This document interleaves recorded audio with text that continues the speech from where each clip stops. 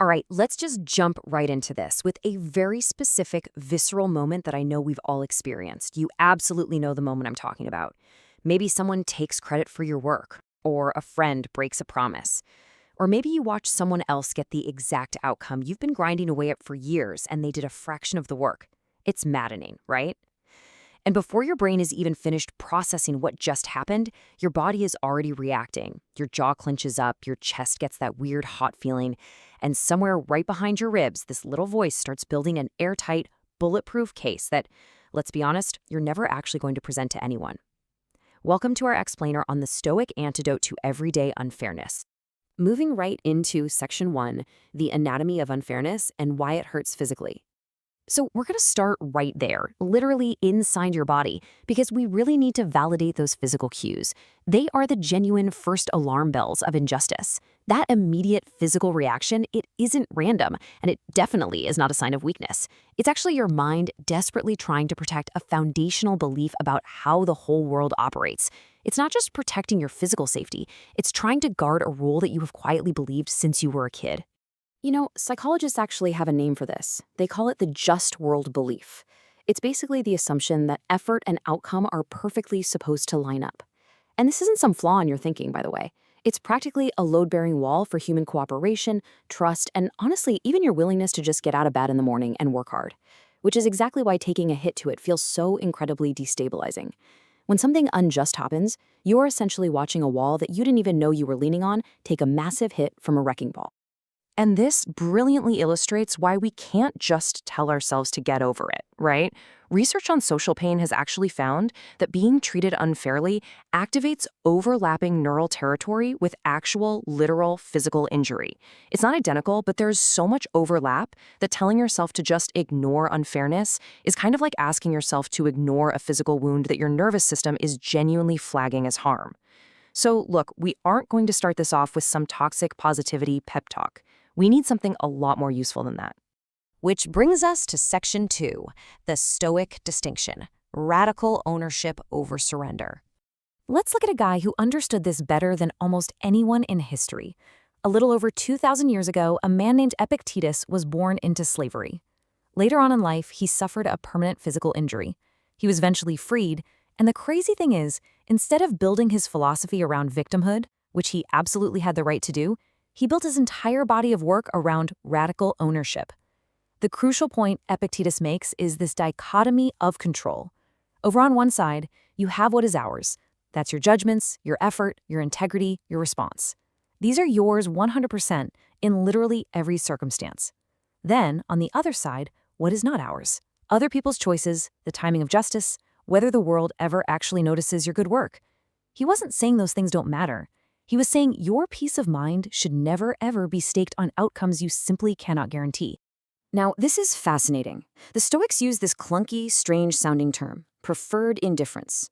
A lot of modern retellings totally skip over this, but it's vital. The Stoics didn't think money or a good reputation or recognition were totally worthless. They just categorized them as preferred indifference. This proves they weren't telling you to stop wanting a promotion, a raise, or a well-deserved apology. Go ahead and prefer them. Work fiercely for them. But this concept is a warning. Do not let your core worth ride on whether you actually get them. Your character is measured strictly by what you do with what you are given, not by what you receive from the world. But we also need to move into a tough reality here in Section 3, the cost of replaying pain, suffering in imagination. Let's be totally honest for a second. Sometimes unfairness isn't just a cosmic accident or someone's innocent poor judgment. Sometimes it is a deliberate lie, or a colleague knowingly stealing credit for your project. The Stoic response here isn't to be delusional, deny that real harm occurred, or pretend it was an accident. Instead, it's about deliberately choosing your response. And this brings us to Seneca. He noticed this brilliant yet totally tragic human tendency. He noted that we actually suffer way more from the replay of an injury than from the injury itself. Unprocessed pain and rehearsed resentment are not the same thing. I mean, just look at how this builds throughout a single normal day. The actual injury, say an unfair comment, happens at 9 a.m. It took, 5 seconds? But then you let your mind play it again in the shower at noon, and again during a completely unrelated meeting at 3 p.m., and then again while you're staring at the ceiling at midnight. This shows exactly how rehearsed resentment costs you something the original moment never even touched. It steals your focus, it ruins your afternoon, and it wrecks your sleep. So, let's pull this out of ancient Rome and look at how this applies to where you actually live in Section 4, Modern Everyday Battlegrounds. Career, relationships, and the algorithm. Imagine you just put 3 hard years into building something at work, and someone else with way better timing gets the role that was promised to you. It is genuinely unfair. But notice how we can separate 2 very distinct questions inside that one situation. Question 1, was the process fair? Well, the company owns that. Question 2, did my work have value? You own that. You can entirely lose the fight over fairness with your company, but still walk away having won that second question if you decide your work had independent value, regardless of who happened to notice it. And the exact same logic applies to a friendship or a relationship. When someone you trust suddenly ghosts you or breaks something that took years to build up, your first instinct is usually to ask why the universe singled you out for this punishment. But most of the time, you were really just standing in the path of someone else's fear or unresolved pain. You aren't mourning a cosmic punishment aimed directly at you. You are mourning the space between who you needed them to be and who they actually turned out to be. And hey, that is a real loss. It totally deserves to be grieved, not just argued away with logic. And then, of course, there's a battleground the ancient Stoics never even had to dream about: your phone. You open it up, you see someone your exact age with a calmer home, a better career, more money, and you instantly feel that sting of comparison. But look at what's really happening under the hood here. Your mind is treating that quick glimpse as hard data, weighing your full, complicated, messy data set against their carefully chosen, best-edited sample. You are playing a rigged game against an algorithm. Your only real control here extends strictly to what you choose to open, for how long you look at it, and what you tell yourself while you're looking at it. It is a very small amount of control, but honestly, it's the only amount that was ever real to begin with. So here is the practical toolkit you can actually use for these modern battlegrounds in Section 5. 3 questions to ask. Basically, your toolkit for the next tight jaw. I want you to tie this toolkit directly to that physical cue we talked about at the very beginning, that tightening jaw or that warm chest. The next time you feel it, before you fire off a message you'll definitely regret, just pause and walk through these 3 steps in order. Step 1, locate your actual agency. What's in your control? Step 2, separate the bare facts from the fictional worst-case story you are spinning in your head. And step 3, which is absolutely the most important, ask yourself what it looks like to respond from your values. Keep in mind that responding from your values prevents you from creating brand new wounds, whereas responding straight from the initial wound almost always produces something you cannot stand behind a week later.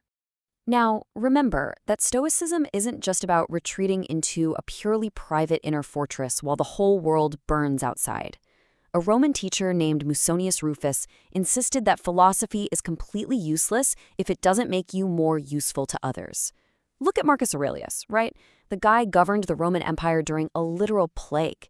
He didn't just accept it and hide in his room. He accepted it, kept governing, and kept showing up for people who desperately needed a functioning leader. He proved that acceptance was never the finish line. It was simply the solid ground you stood on before you acted with courage. Let's wrap this up with Section 6, your daily practice. Reclaiming your agency tonight. Because the real question underneath all of this was never whether life is fair. It predictably isn't. We know that. The real question is what you actively choose to do with that fact. So try this concretely tonight before you go to sleep. Pick one unfair thing that happened today and ask yourself this one specific question. What was actually mine to control in that moment, and did I use it well? Not whether the situation was fair, but whether your response was something you'd proudly stand behind.